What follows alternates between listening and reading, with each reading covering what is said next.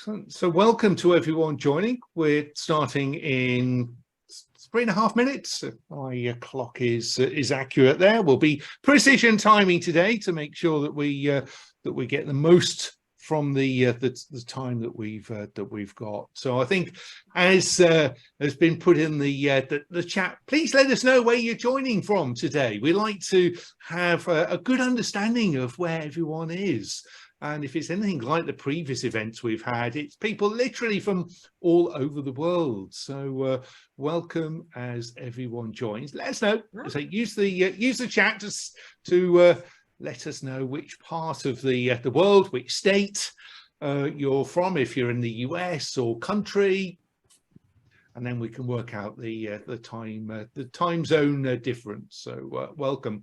We've got 3 minutes before we're about to start. Yeah, we should pity the system can't produce an updated globe map that keeps us sort of. That would be much more interesting, wouldn't it? If you could just, it must be able to, from the putting in the words. You'd have thought with all the technology and artificial intelligence, it could work out and draw this map. And I think we're back to basics with reading where everyone is from, so which is fine. Brian, great to have you on from Rochester, New York. Yeah, I'm not even looking at the chat group. Get the chat up, and Brian's saying hi, Alex. So I know we got all our hello fan base in today. That's always the case. So welcome to everyone as you connect. So if you have just joined, put in the chat where you're connecting from today. Let's see how global the audience is that we've got. Not that it changes the conversation, it's just a bit of fun whilst we're all waiting. Otherwise, I think there's nothing worse than it all being silent. I think you do tend some of those events, and it all goes quiet. I think we want to. I'm the warm-up act, getting something like that, isn't it? Getting everyone excited, and so they should be very excited for this event. So looking forward. We have to a couple of West Coast folks, so they're up nice and early. Wow! Thank you very much. We have some folks in India. They're up nice and late. So thank you very much. Princeton. All right, New Jersey. Michael. I like the New Jersey. Yep. New Jersey, New York, Pennsylvania. Let's go. Bit of competition here. Yeah. See. Let's see how many people join in which particular area. Yes. Love that. So that would be almost like, where is the procurement center of the world? That's an interesting question. Right, exactly. Yeah. I think that's an automatic little telltale insight, right? Yeah. When we're said and done with this webinar, who actually joined in from where? Interesting. We'll work it out. Anyway, we've got literally just a few seconds. Yeah. It is just literally top of the hour, but I think I just know how these systems work. We'll let everyone get connected, and then we'll be able to make a start. I say people connected from all over the place. Yeah. So welcome. Just give it a few more seconds, and then we will start. A lot of people signed up for this. In fact, well over 500 people, and I can still see people connecting. So it does take time. Yeah. Don't want to waste anyone's time. So I think Omer will literally just give it a few seconds, and then we'll get going, because we always run out of time, don't we? That's true. That's we never have enough. I don't want to give a problem. That's a good problem, but I don't like to start late because we'll run out of time, and then we'll be trying to do all these questions, and it will all go so quickly. So it's a fine balance to be had there. So yeah, it's climbing up. I think about 70 plus people. Dave Stowe, my Michigan colleague, go blue. Go blue indeed. All right.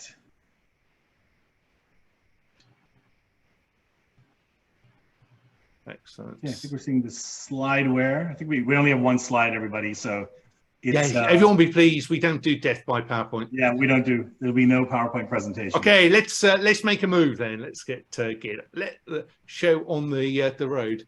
Are we good to go? Yes. Yeah, we just crossed 100, so we're good.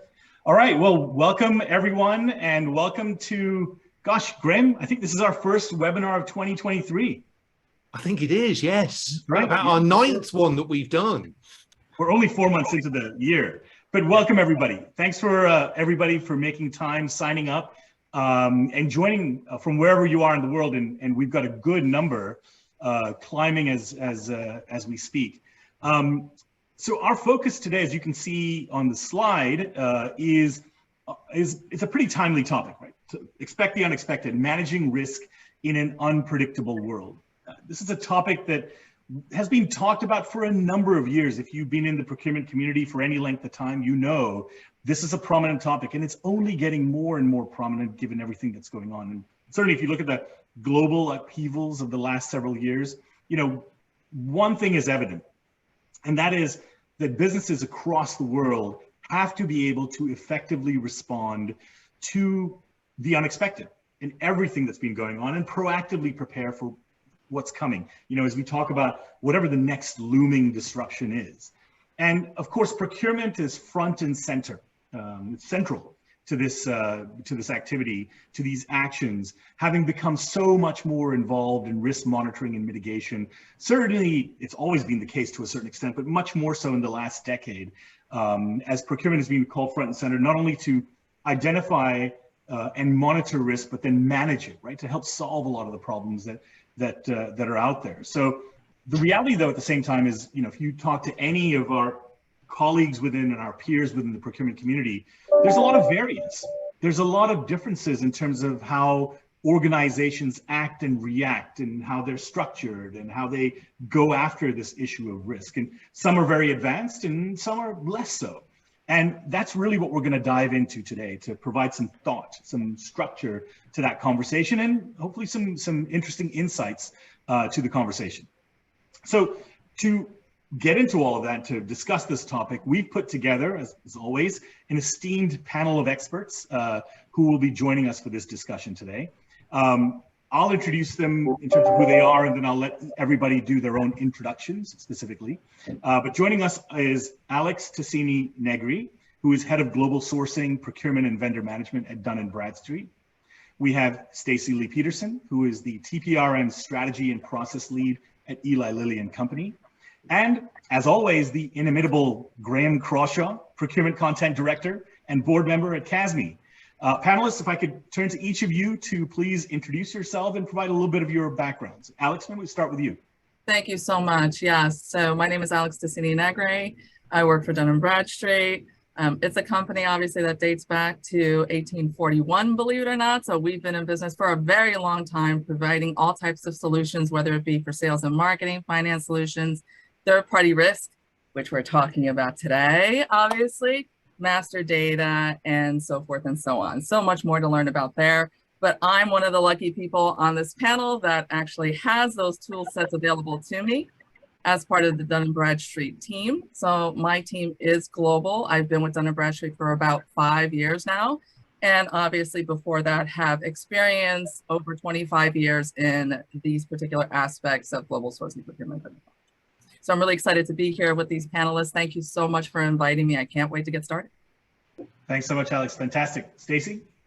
Sure. Hello, good morning, good day, good afternoon, good evening. Honored to be here with all of you today. I work for Eli Lilly and Company, similar to Dun & Bradstreet. Eli Lilly is 140 plus years old.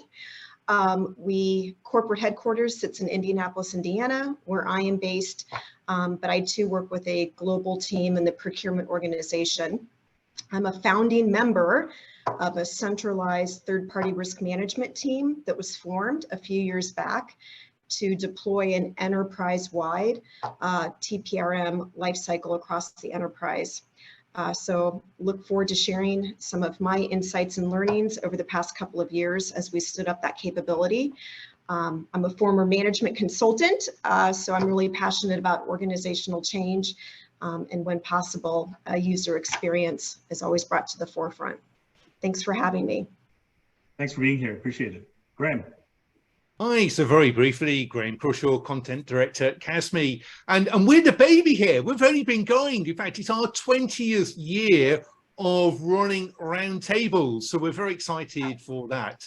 So at CASME, we're supporting indirect procurement with category managers with all sorts of information to help them with their category plans, and risk management is one of those areas. So excited to be here to have the conversation. Thanks, Graham. And I'm Omer Abdullah. I'm one of the co-founders of the Smart Cube. We are focused on procurement intelligence and analytics. Risk happens to be a core area where we do a lot of work, a lot of thinking in. We're also relatively the babies of this group. We've been around 20 years, although we were recently, just late last year, acquired by WNS. We are now a WNS company, and excited in conjunction with WNS Denali to take the risk proposition to the next level. So excited to be here, excited to have this conversation. So thanks, panelists, for the introductions. So as we mentioned, our discussion today is going to focus on how we should be thinking about managing risk in an unpredictable world. And we're going to tackle that conversation in 3 parts. There's 3 broad sets of questions that we're going to get into. We're going to talk about the nature and value of what we call holistic risk management. What is that and how do we think about it? We will talk about the role of tools and technology and process and how that plays in, because for those of you who played in the procurement space for any length of time, you'll know that the kinds of approaches and tools and technologies available to us today are far more developed than they were 10, 15 years ago. So that'll be an interesting part of the conversation. Good to hear folks' perspectives on that. And then last but not least, we'll talk a little bit about the value of the human element, if you will, in interpreting and acting on risk and risk intelligence and how it comes to that. So 3-part conversation. We're really going to try to keep this pretty informal. As we said, no slides. We're going to have a conversation, go through each of those questions. You know, if we look at the time, it's a little about 10 after. We'll try and do about 10 to 15 minutes per question. We'll also try and leave time for questions, as folks who've done these webinars before will know we rarely get to questions, but we will do our best to get there and answer at least a handful of them. And if we don't get to them here, we'll get to them separately post the webinar itself. So that's the nature of the conversation today. Those are the questions we're going to dive into. Now, before we dive into the question number 1 on holistic risk management, I believe, Graham, we have a poll to put up. So we'd love to get. We certainly have, because we love to get that immediate data, that immediate feeling for this particular group. We're almost at 200 people, so it makes it really good information to get that. So first question, do you have a supplier risk program in place today? And just select one option. It's not too difficult. So it's either no, we do not have a program in place. No, however, risk is assessed periodically. Yes, a manual monitoring program. Yes, a formal risk program developed, but not fully implemented. And yes, a comprehensive program in place. So please just, it shouldn't take too long. Let's not get too hung up about the fine details, but let's just put through which is the closest to your situation. And it's your own personal view of what's happening in your company. Stalling for time, just seeing a few more people answering, give you a few more seconds. I think we've got there in the interest of time. I think we've got a good feel. Let's end the poll and share the results, and then let's get some feedback. The percentages work because there's only one selection. So the highest at 33% is yes, a manual monitoring program focused on key supply metrics for selected suppliers, followed by yes, a formal risk program developed but not fully implemented, and then yes, a comprehensive program, and then the 2 no options. So a bit of a middle of the road there. Is that what we expected? Panelists, your thoughts? Let me maybe kick off and just say. About to say. Sorry, go ahead, Alex. Yeah. You know, I think it is. And in all honesty, when you look at how this panned out at that 33%, this goes back to a comment that was made earlier when we first initiated this, right? There is a human element associated with every single aspect of what third-party risk management is. It doesn't just sit in procurement. It doesn't just sit in sourcing. It doesn't just sit in legal. It's a team sport. That's exactly what it is. Every single person plays a part in managing and mitigating risk throughout the entire supply chain. So when you think about that, there's a certain amount of systems, obviously, that you can use. There's a certain amount of tools that you can use. But at the end of the day, those are insights that need to be then looked at and then interpreted, and a human being does that. So as we communicate together is how we get to this end point of a holistic view. So that 33% seems very, very in tune with what I would expect, because people need to be involved in the overall process. Yeah. Stacey, Lee, your thoughts around that? I agree with Alex. I would also be curious of those percentages that came out is what industry do you sit in? So for example, where I sit is pharmaceuticals, and I talk with roughly a dozen other pharma companies across the globe to determine, you know, knowledge share and where are we at on the third party kind of maturity roadmap. So the percentages aren't surprising. My guess is those that said yes, fully implemented from people, process, technology, and governance might be coming from a financial services background. And so I think where you sit on the maturity roadmap in part could also be the industry that you play in, and where risk is developing based upon your need to support business activities, including growth of your company. From a Lilly perspective, we absolutely rely on suppliers to perform some of our business activities. So it's critical for us, especially given our industry of making medicines. We want to make sure that we're effectively selecting, overseeing, and managing third parties, which does include, as Alex just said, a people component, a manual component, a live conversation component. Yeah. And I think I'd like to add one more piece to that. So to your point, Stacey, right? There's elements that really determine at what stage you are from a maturity level. Mm-hmm. Also, what needs to be taken into consideration is the size of the company. Yeah. There are larger companies that have more robust programs. There are middle level companies that'll be in that middle zone of their development. And there's going to be the smaller set of companies that are just starting their journey. So there's also that piece that needs to layer into the overall view of what's right for your business at what particular juncture and what particular industry. Mm-hmm.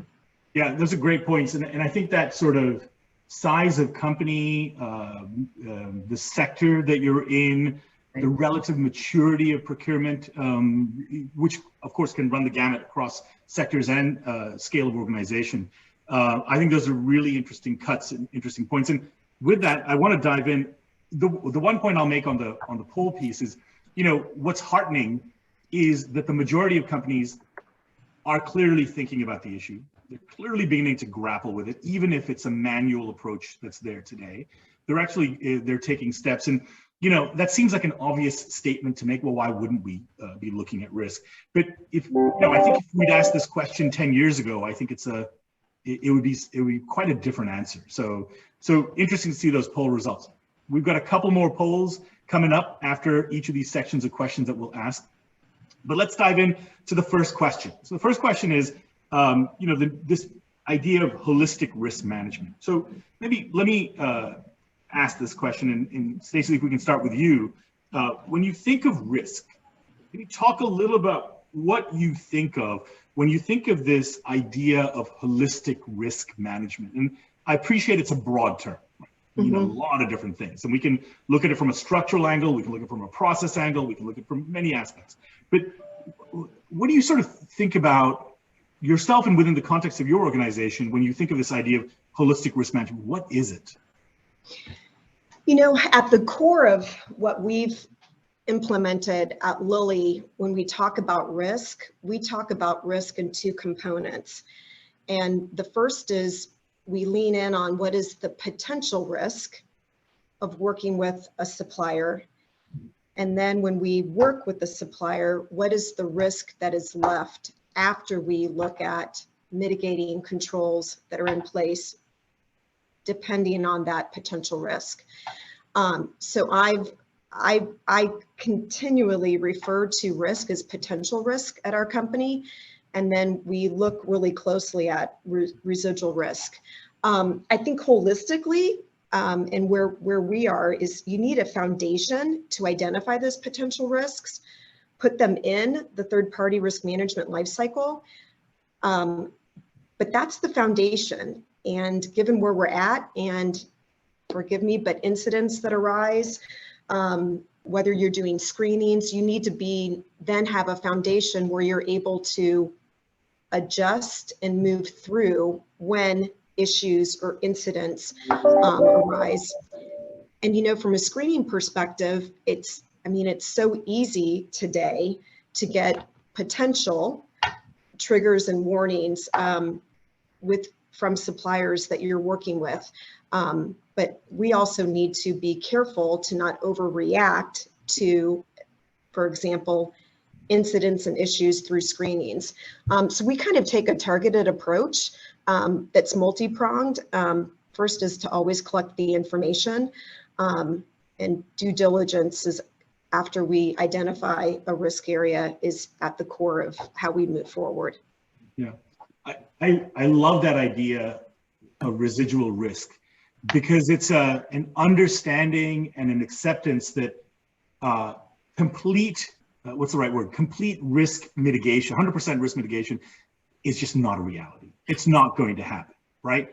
And I think a lot of times we tend to embark on these sorts of initiatives thinking we're going to just get rid of it, right? We're going to solve the problem once and for all. And I think that's really excellent, because it's important not only from a practical managing expectations between yourselves and your suppliers, but I think also organization-wide communication of folks understanding, look, risk will always be there no matter what we do. Yes. And how sophisticated we are. So it's a great idea. Alex, your reactions to that? So it's interesting. I agree 100% with Stacey's comments, and I wanted to layer a few pieces there, right? When I'm looking at risk, when my organization is looking at risk, we're looking at it from the initial stages of just thinking about what that need is, right? Yeah. So what is the business impact? If we make the wrong decision, where could that lead us? So thinking about what the risk is to the business, what the risk is to speed to business and revenue, thinking about those aspects is just as important as then taking into consideration the supply risk, right? Whether that be resources, services, goods, and then layering in the supplier risk. So are you doing business with ethical companies, the right companies, the companies that will partner with you in the future, will continue to grow with you as an organization, and is ready to take the next steps with you from a brand perspective as well, to make sure that we're joint in the journey. That's really important as well. So looking at all of those facets. And it really goes even further than that, because it is its own supply chain. Risk is a supply chain. It's funny to think of it in that manner, because you always think about manufacturing and goods and going through a supply chain, but this is the same type of concept, right? So you also have to take into consideration, and I look at this constantly, what's the contracting risk of partnering with these businesses? What are we getting into, right? From a privacy, a legal, and IT security perspective, what does that look like, and how do we mitigate that piece of it? And then ultimately, once we're done with that commitment, what does the operational risk look like? What is the performance from the supplier? How do we get the most out of that contracting relationship that we've established, right? And then after that, thinking about vendor management and the role of vendor management in monitoring to make sure there's these QBRs in place. We're reviewing, we're constantly looking at the risk. We're talking about what we can and cannot do, right? And what we can deliver, and consistently working through that to understand where we have potential risks for financial default, right? Because you have to think about that. We are in very tumultuous times right now. Think about it. We had 3 years of COVID. We're now in inflation insanity in several different markets, and we're in this mode of recession, and everybody's thinking about how do they pull back? How do they think about their business? What's the next step they're going to take? So it really starts with what's needed, and then it goes all the way through with risk at every single level to make sure that we are maintaining the most cohesive look at what it is. And we're addressing those risks throughout that risk supply chain. Yeah, that's a really great take on this idea of holistic, and that is you know, I think we talk about risk identification, risk monitoring, and mitigation in the context of people we already work with, right? So the deal is done. Now, what do we do? What you're saying is, look, bake it, and this is kind of it's not only a strategic question, but it's a process aspect as well, which is, look, it starts well before that, right? Pick the right companies to work with at a more strategic, holistic level, and it's not going to take away the risk issues that you grapple with, but it's going to help you in that process. So it's a great take on this idea of holistic risk management. Graham, what are you hearing from the CASME community? Do these points around residual risk, around the sort of full view of risk and when you start considering it, even before supplier selection, how does that resonate with the CASME community? It very much ties in. I mean, I think over the last sort of 2 to 3 years, the breadth of risk and sheer number of risks, because it's easy to say risk management, but it's the detail.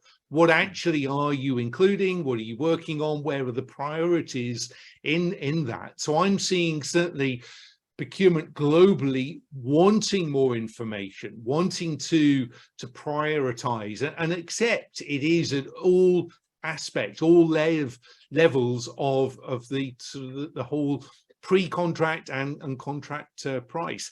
When we've done benchmarking, clearly financial stability of suppliers is still number one, the biggest concern there. And to your point, Alex, of course, as a result of the pandemic and inflation and everything else going on, we've still got companies, a higher level of company failure. So no surprise, that's number one. But then immediately you go into issues very much connected with legislation, so bribery, corruption, cybersecurity. It's just become much more complex. And the challenge is as procurement stitched up with doing all of this. I mean, I think that's the concern. There's so much, and with everything else procurement's doing, making sure that you sort of almost keep all the balls juggling in the air. Yeah. For the non-British on the call, stitched up means procurement is given responsibility for, is the nice way of saying that. Thank you for the translation there, Omer. Yes. I'm straddling geopolitical chasms. So that's a great point. There's a wide variety of factors that have to get considered and parameters. Let me ask this question, right? And maybe Alex, let's just start with you. Over the last 2 to 3 years, which seems to be risk environment in overdrive, right? Pandemic to we can use the word recession. I know some will agree, some will disagree. Certainly inflation, geopolitical issues with Russia and Ukraine, and then China and Taiwan, et cetera, et cetera. We've really been in sort of overdrive. And if you consider that, do you think this perspective that you've shared and this idea of what you look at when it comes to risk, has that evolved in the last 2 or 3 years? Have some things become more pronounced, more relevant? Or do you think it's been pretty consistent throughout that? Oh, it's definitely not consistent. That's not even a word I would throw in any way, shape, or form. I mean, if you think about what we were doing in day-to-day, that was the pre-COVID moment, right? COVID brought to light disruptions in every aspect of people's lives. It's not just businesses, right? So you had to relook at where is our supply chain? Is it safe? That's part of it, right? What do we need to account for that we may have a gap in a service if we need to move to another supplier? So thinking about how to mitigate the risk of losing that particular piece of service or supply or resource that you would normally not have expected to have to do so, right? So thinking about that, and it's continued to morph as well, right? So even when you think about those pieces, part of procurement and sourcing and the overall efforts that we do is looking at cost containment, right? So think about this for a second. Now we've got all of these sources of supply, right? So the idea of let's consolidate and rationalize now takes a turn during COVID, because now you need to layer in additional ones just in case, and maybe diversify a little bit on your portfolio.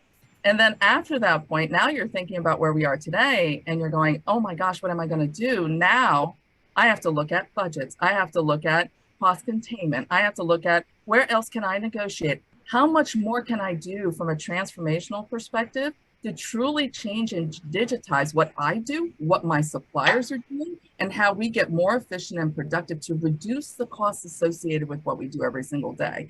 It's become even more relevant and even more important for us to take those steps, which is why this entire ecosystem that we're talking about, Stacy's talking about, Graham is talking about, it truly is that important piece that brings the whole picture together. Because if we're not working in tandem, if we're not working as a whole team, we're never going to get to that point where we need these results to be.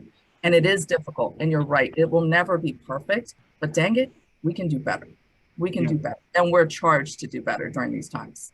Yeah, the one word that comes to mind as you talk through all of those changes of direction or perspective or views of actions, if you will, is whiplash. And yes. You know, I don't want to date anybody on this call, so I'm not going to ask how long you've been in procurement. But can you imagine that back in the 90s or the 2000s, and that sort of that pace is just when we talk about accelerating pace of change. I mean, that's it, right? That's really driven that. Stacey Lee, I don't know if we've lost Graham or we've simply lost visual on Graham. But hopefully it's a technical issue and we're fixing that, and he'll join us shortly. But while we're waiting for Graham, Stacey Lee, your thoughts? Yeah, I would just piggyback, you know, when we look back on the past 2 years, I mean, the supply chain, I mean, there were so many learnings out of supply chain and being ready for a sole source supplier or a single source supplier to have supply chain issues. So we've worked really hard with our manufacturing team and procurement to make sure that we're looking at alternate sources of supply, as well as how much supply can we have in our warehouses, so to speak, on hand to accommodate to get through that.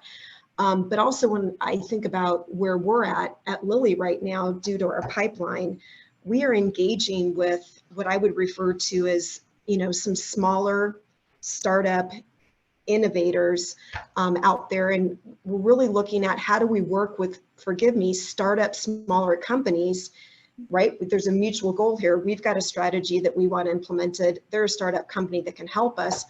But, you know, talking about controls in place, when you think about smaller companies that don't have that infrastructure to be able to produce, you know, the certifications or the accreditations, we've really started thinking about how can we work directly and support small startup companies, supplier diversity, to accomplish mutual goals. And I think at the core of that for us has been what I refer to as what is our risk appetite? Because I think it was said earlier on the call, you know, risk is everywhere, but you have to define for your organization, what is your risk appetite? Clearly, we keep an eye on, if you will, our higher risk suppliers across multiple risk areas that could have an impact on Lilly.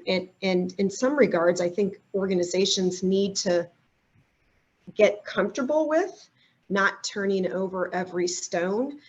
So some of the suppliers that have that lower potential risk, shift your focus to those suppliers that are supporting enterprise critical business processes that have a high significant risk of information security or data privacy. You know, things that can either take your company down or would paint your company, if you will, from a reputation standpoint, not in the light that you want to be. But I do think defining and aligning with your company, or the organization and leadership on risk appetite is key to those that are starting on this journey, and those that have been on the journey, you know, that should be revisited. And we do that almost on a perpetual basis. A couple of really interesting points I just want to sort of draw on there. There's a couple of things I think are really interesting. Number one is the last point that you made around effectively what you're saying is we can't monitor every single company that's out there, and nor do we need to, right? I mean, it doesn't make sense. There's some level of, I mean, let's call it acceptable risk, right? And we all have to kind of accept some level of it. You know, even when you cross the street, you're accepting a level of risk in order to do that. So we have to do the same thing as organizations. And so I think that's a really good point, right? And financial services, notwithstanding, because I know there's some sort of broader regulatory concerns in the financial services space and things that they grapple with. Definitely a key point. Segmenting, stratifying your suppliers, knowing who it is that you're going to focus on. And of course, that doesn't just mean big spend suppliers. It runs the gamut in terms of variables. That's an interesting point. I think the other interesting point I like that you raised is this idea of dealing with startups. And I think this is a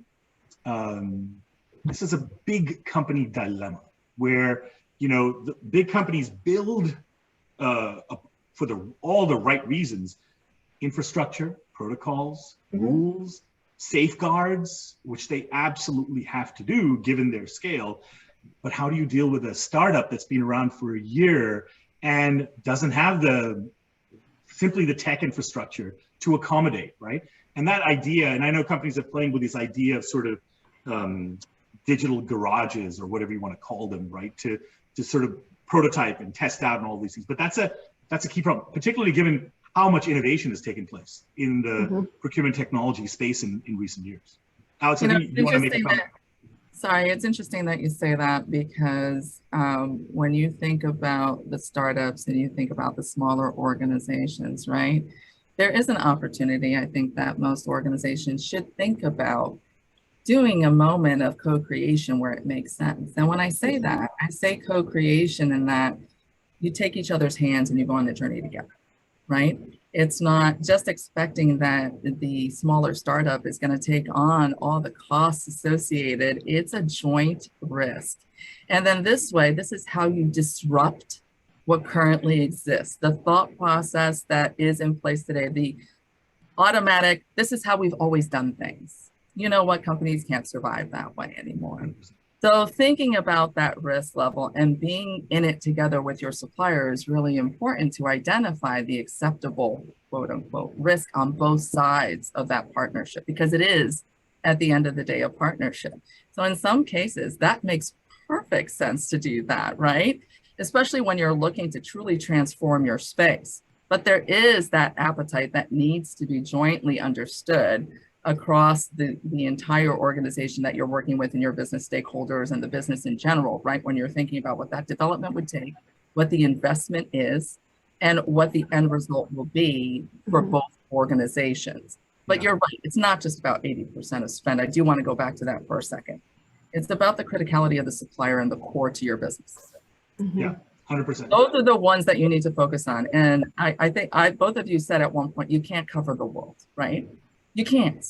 It's not going to be an automatic umbrella that's fully in a bubble and there's no little holes in it. That's not going to work. That's not going to work. You have to focus on what is strategic to your organization. Yep. And then you take that step forward. Everything else, yes, there will always be a certain level of acceptable risk, but there should be a mitigated as much as possible risk aspect to the core and strategic partners that you have in your organization. Yeah, 100%, 100%. And Graham, welcome back. Hopefully, thank you. We talk about risk, and then it just shows you how vulnerable we all are. The risk of an internet connection. Right. Bizarrely, it was Zoom. Internet was fine. It's Zoom that failed. No idea what's going on. No. Apologies. All risks cannot be mitigated. Yes, well, yeah.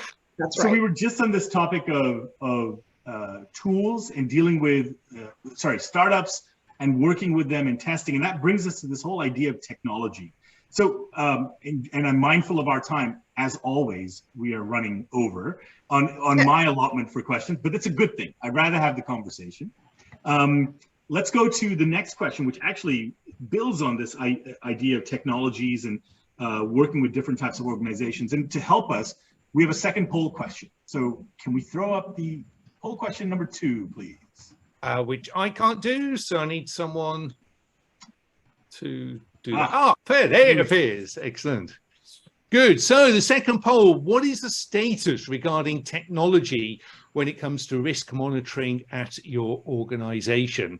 Please select as appropriate. So either no technology in place and not considering investment in the next 12 months, no technology in place but will invest in the next 12 months, investment in specific technologies but they're not optimally deployed or used, or a comprehensive program incorporating specific technologies that are optimally deployed and used. So this is a real tell-all. How are you doing in terms of technology to support this? So let's give a few more seconds to get all the answers in, and then we'll get a feel for this.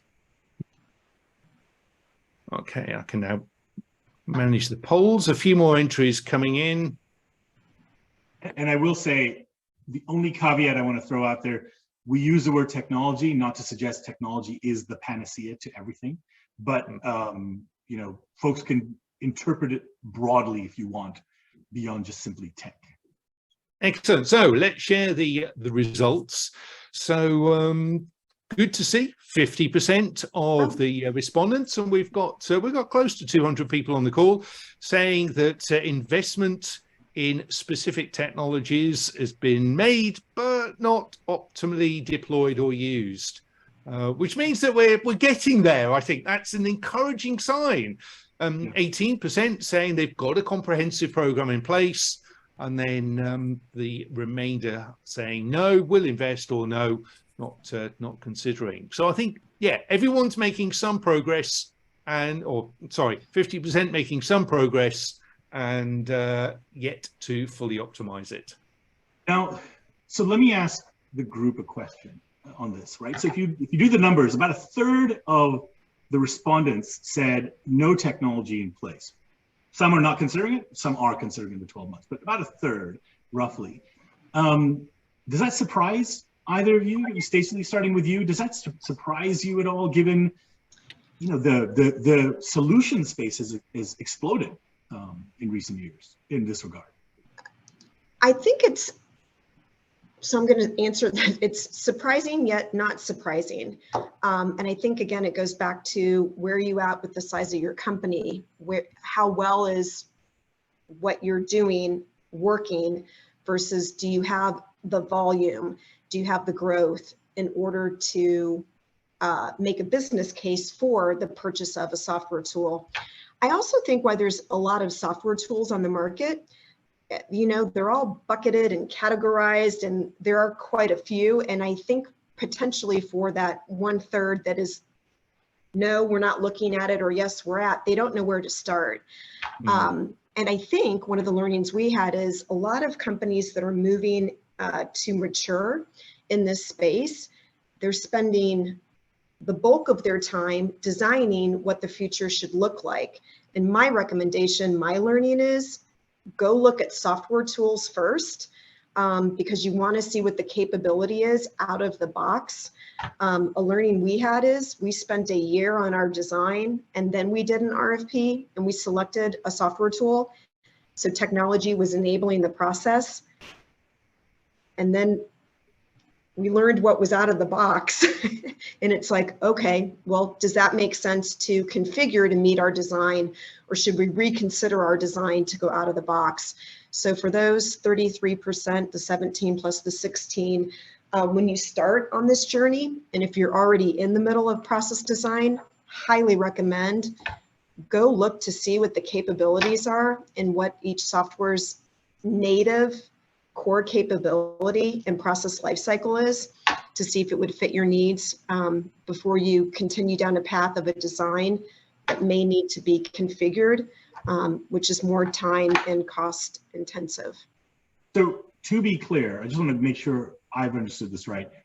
What you're not saying is don't do the road mapping, if I can use that term.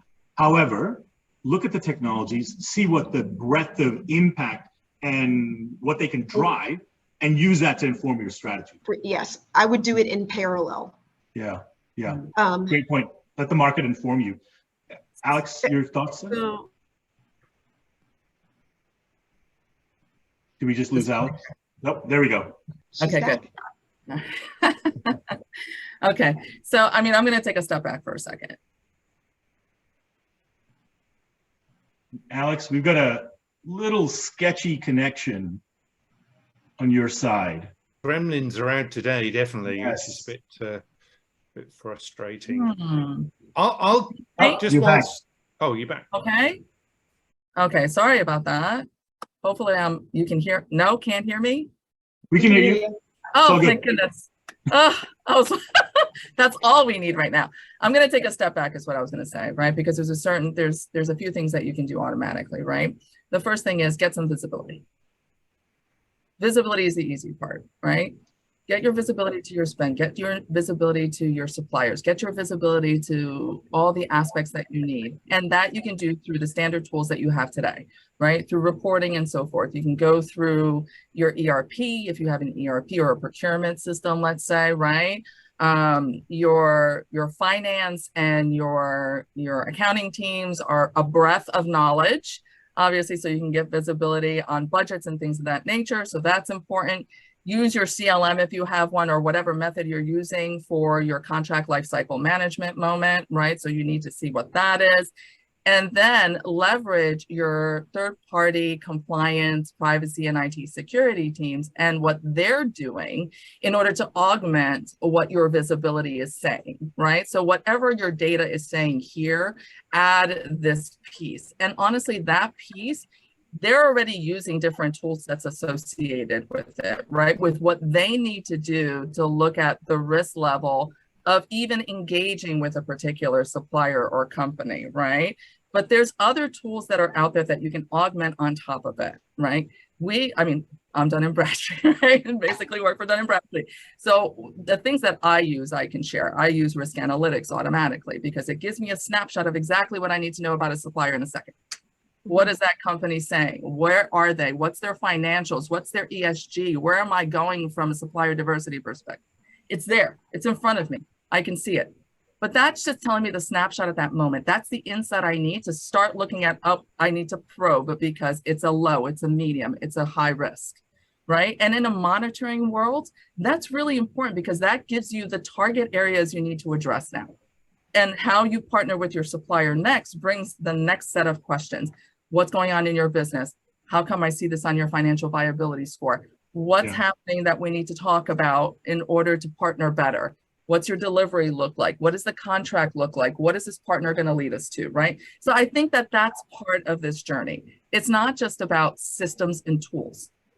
It's about using the tool set that you have, leveraging the different teams within your organization to get what you need to augment it, and then putting in the insights that are necessary to drive your next steps, right? So I use risk analytics. I use Hoover's, believe it or not. I know that sounds insane, but I love it. I use that as well, right? And I also use the financial reporting side. So there's several different insights and data analytics that could drive what your very focused strategic next steps need to be for managing your risk from end to end, right? But you need to start somewhere. And the somewhere you start is between that and a combination of adding in your current data that you have in-house from the systems, the tools, and the people and organizations within your team that are working together to make this happen.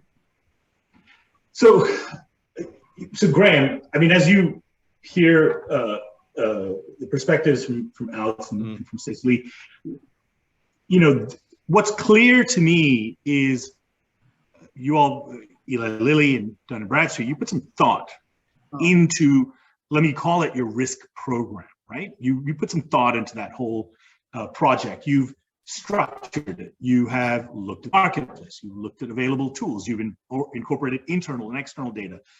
There's clearly a fair level of sophistication that's gone into it, right? Graham, as you look out amongst the procurement community, do you see that mirrored across the procurement world?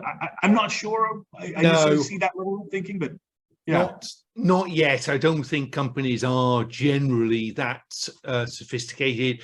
I think there's also, I mean, with so much going on, The other area that I sort of see where there's overlap and potential confusion is sort of with risk and ESG.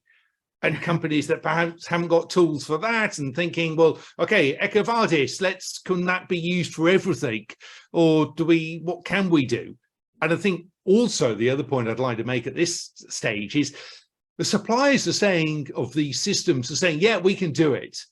There's that lack of sort of clarity. Everyone will agree that they can do everything, which makes the selection even more confusing.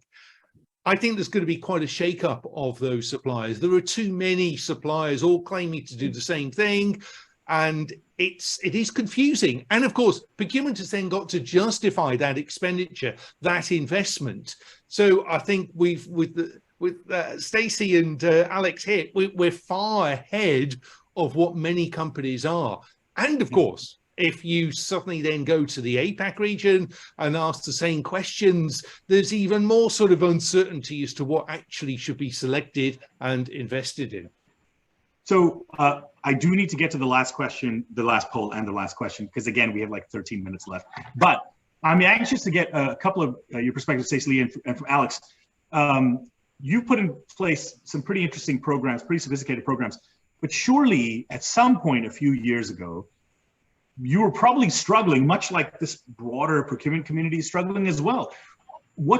Just very quickly, what's like the one thing that you would say, hey, this was either the tipping point, or this is the rationale or the argument that allowed us to break through and get there?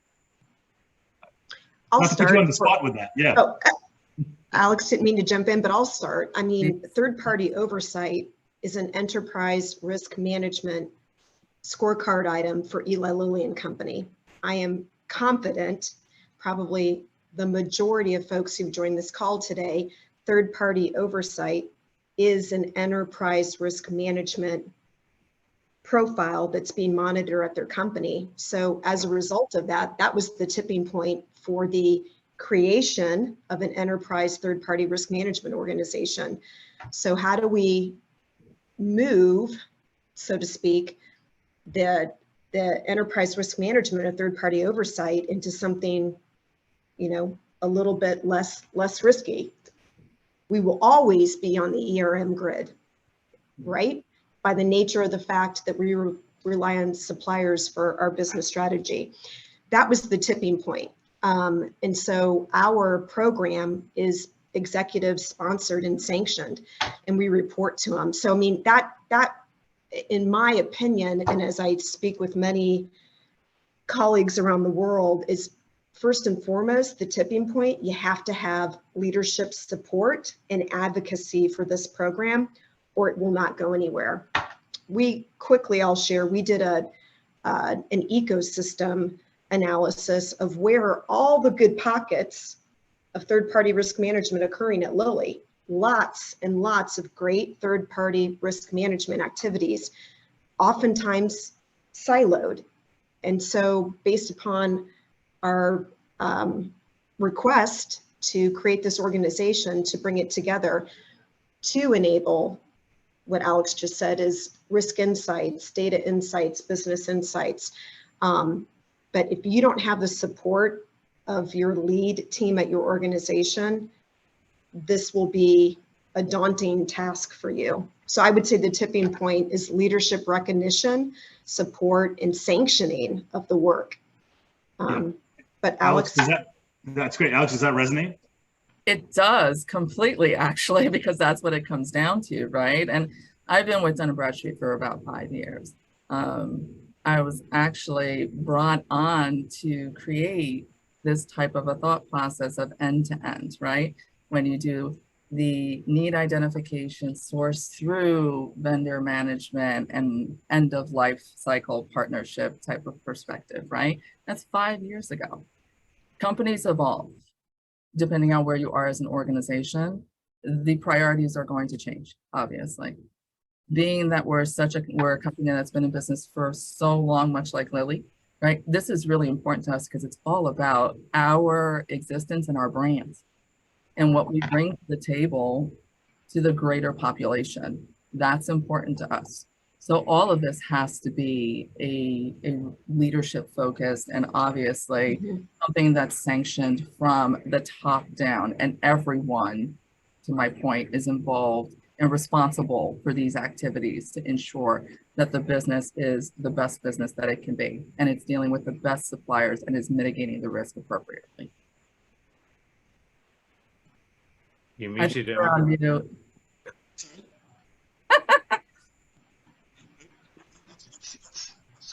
To say, but it's so true. It is so true in a very practical way.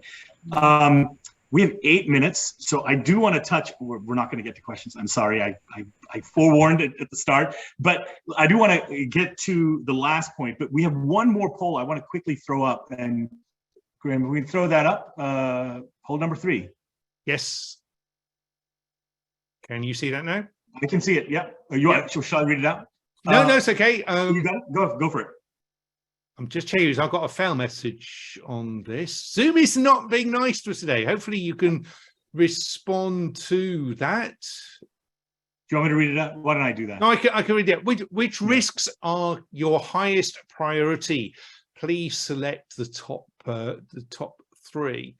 Financial stability or critical high spend suppliers, financial stability of all suppliers, supply chain certainty, reputational damage concerns, child labor concerns, modern day slavery, bribery and corruption, cyber breaches, breaches of GDPR and other data regulations. So the top areas based on previous benchmarking we've done, please select 3. You could tick them all, but that wouldn't really be very helpful, because I think we really want you to just think, what are those top 3 that are most important to your organization?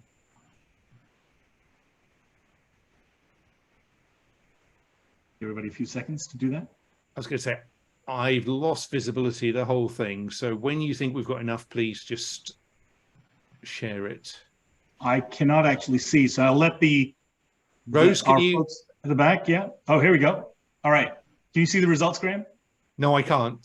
So let me read them out. Thank you. The top risk was supply chain disruptions, 68%. Pick that. Then it was financial stability of critical and high spend suppliers, 54%, followed by cyber breaches at 50%. So those were the top 3: supply chain disruptions, financial stability of critical high spend suppliers, and cyber breaches. So an interesting mix. How does that resonate with the world of Eli Lilly and with Dun & Bradstreet? So I'll start. Supply chain, cyber breaches, and GDPR and other data regulations is how I responded. So I'm not surprised by the polling results. Right in line with kind of broadly where you expected. Alex, how about you? I think so, right? We are all looking at financial stability. I mean, that 54% makes perfect sense, right? We need to be looking at exactly where our risks are when it comes to that in our current partnerships at core and critical. Yeah. So that makes perfect sense. Supply chain disruptions, that's what we're trying to avoid, obviously, and that becomes more and more challenging. We spoke a little bit about that. So I'm also in complete agreement there. And there will always be, when you think about cyber breaches, right? Technology, key. Who's accessing your systems, your data, your information, 100%. That's always going to be a critical component of what we look at from a risk perspective. GDPR being involved in that as well. So I think this is very on point.